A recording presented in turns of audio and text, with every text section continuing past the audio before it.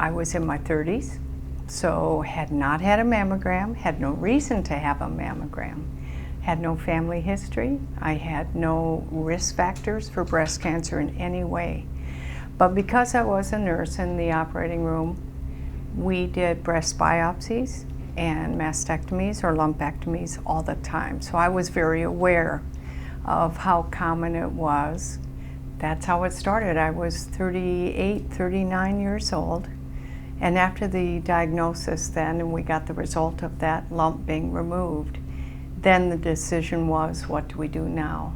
And he felt, and I chose a lumpectomy at that time, which is removing some of the breast, but leaving as much as possible.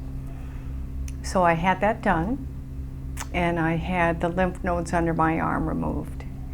And when that path report came back, I indeed had 9 out of 10 lymph nodes positive for cancer. And all of the characteristics of my breast tumor, after they came back from pathology, every characteristic of that tumor was the worst that it could be. I didn't think I'd live very long, really, when you look at the information out there, especially at that time.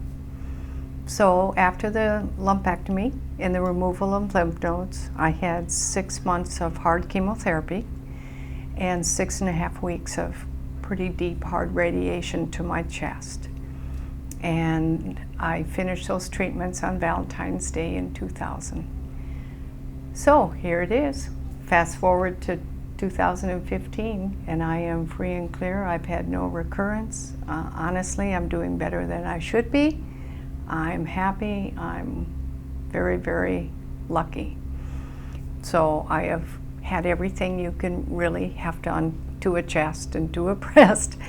But in all honesty, I really think that that's helped keep me free and clear so long. I had chemo, radiation, initial lumpectomy, follow-up double mastectomy, and I am also on a cancer pill for the rest of my life. Well, I definitely feel breast exams are huge. And don't forget the boys and men. For those of us that have sons and husbands, absolutely, they should be doing self-exams of their breasts and all kinds of self-exams for the fellas as well.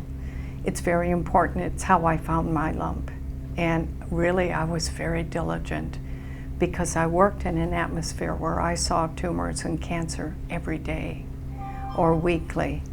So I really encourage that, obviously, and really get to know your body. Some women say, I just don't know if this feels like anything. How do I know? You'll know because you'll be familiar with yourself enough to know when something new does show up that you'll say, I know this wasn't there last month.